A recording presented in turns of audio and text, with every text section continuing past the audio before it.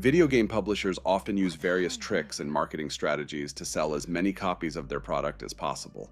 These tactics often border on false advertising and can rightfully lead to anger or disapproval within gaming communities, especially when it comes to specific games. These marketing tricks range from lying about cut content and missing features to releasing games that are a complete mess or engaging in outright false advertising, such as with some mobile games. In today's video, we will be discussing graphics downgrades, where the marketing version of a game looked significantly better than the retail version that gamers actually end up playing. In 2012, Ubisoft unveiled Watch Dogs, a game that promised to redefine open-world gaming with its stunning visuals, deep storytelling, and innovative hacking mechanics. The first reveal at E3 was jaw-dropping. The city of Chicago looked alive with dynamic lighting, detailed textures, and realistic character models. Fans were hyped, expecting a next-gen experience. But as the game's release date neared, concerns started to emerge. New gameplay footage revealed a noticeable difference from the E3 demo. Textures were softer, lighting was less dynamic, and character models looked flatter.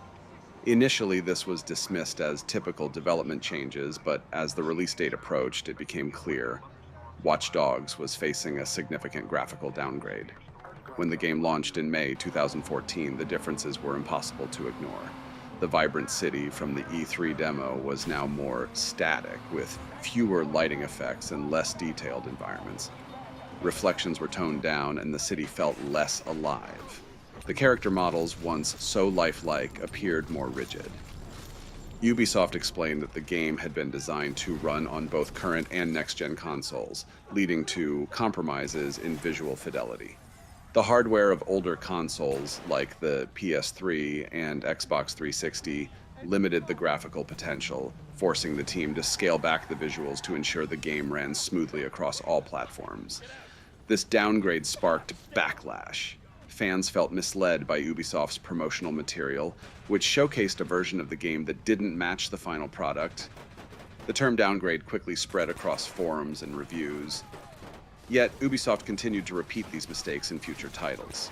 Games like The Division, Six Siege, Far Cry also suffered from graphical downgrades, where early trailers showcased stunning visuals that didn't make it to the final releases. This pattern has led to continued criticism and distrust from fans who now approach Ubisoft's promises with caution, remembering the Watch Dogs debacle. When the first trailer for The Division debuted at E3 in 2014, it was hailed as a stunning showcase of next-gen graphics. Much like Watch Dogs before it, though, the visual fidelity slowly seemed to diminish as more trailers and gameplay footage were released. As the game neared release, it became clear that the graphics had been significantly downgraded from what was initially shown in the E3 trailer. One of the most noticeable differences was in the environmental details. The trailer had showcased highly dynamic weather effects such as snow that melted over time, with stunning particle effects that contributed to a sense of immersion. In the final version, those weather effects were noticeably toned down, with snow no longer reacting quite as dynamically. The lighting and overall atmosphere also lacked the same level of richness, and reflections and shadows were less pronounced than what was seen in the early footage. The models, too, had seen a reduction in detail. In the E3 trailer, vehicles and character models had crisp textures and intricate designs, but in the final build, car damage and textures appeared less sharp, and the models themselves were somewhat simplified.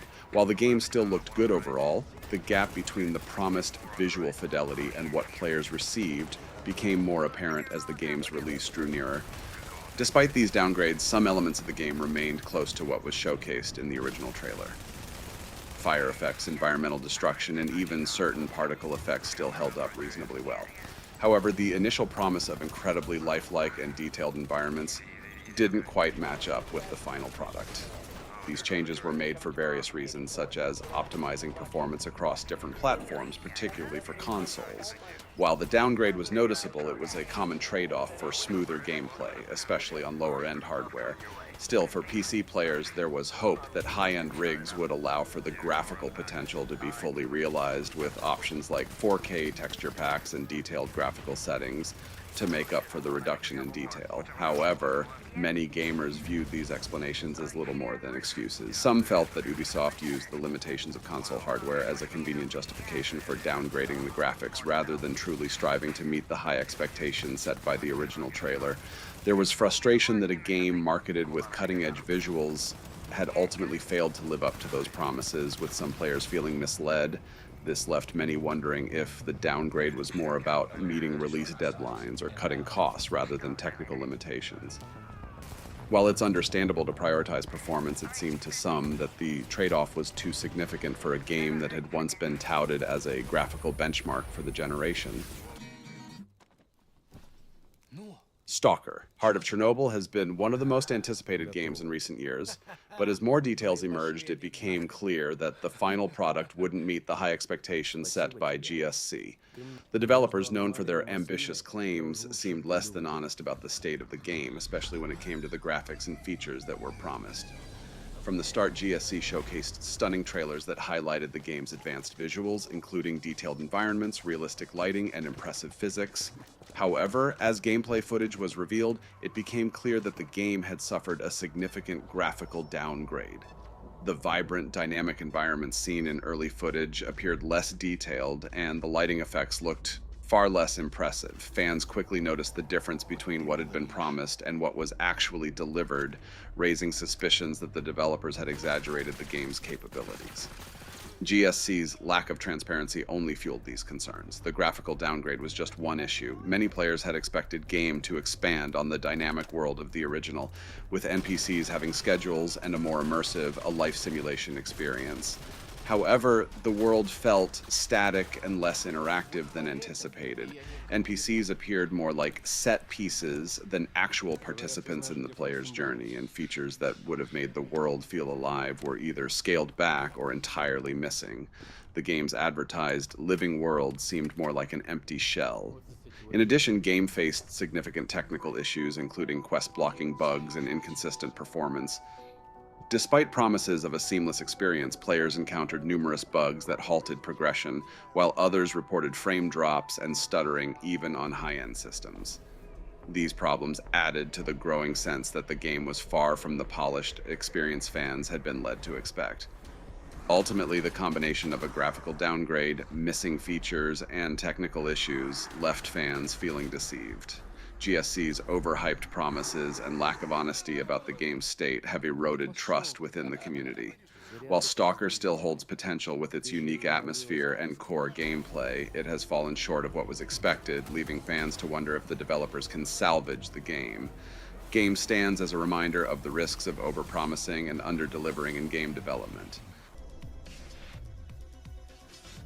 No Man's Sky, released in August 2016, was one of the most anticipated games of its time due to its promises of a vast, procedurally generated universe with infinite exploration. However, upon release, the game faced significant backlash, especially regarding its graphics and features, which were not up to the expectations set by the promotional material. Leading up to the release, No Man's Sky showcased stunning trailers with detailed planets and amazing visuals. However, upon launch, players noticed significant downgrades in graphical quality. The in-game visuals were much simpler, with lower resolution textures, basic lighting, and less detailed models. The planets, once depicted as lush and dynamic, felt flat and repetitive, lacking the richness seen in pre-release material. In addition to graphical issues, the gameplay fell short of expectations. Players anticipated a deep, interactive universe filled with varied biomes, species, and meaningful multiplayer. However, at launch, many of these features were missing, including true multiplayer interactions. The world felt barren, and the gameplay loop became repetitive quickly, frustrating players who had expected more depth. The backlash led to significant criticism, with players feeling misled by the promotional material. Hello Games and lead developer Sean Murray faced criticism for promising more than the game delivered at launch. However, Hello Games committed to improving the game, and over the following years, they released numerous updates that added new content, refined the gameplay, and significantly improved the visuals, with major updates like Atlas Rises, Next, and Origins.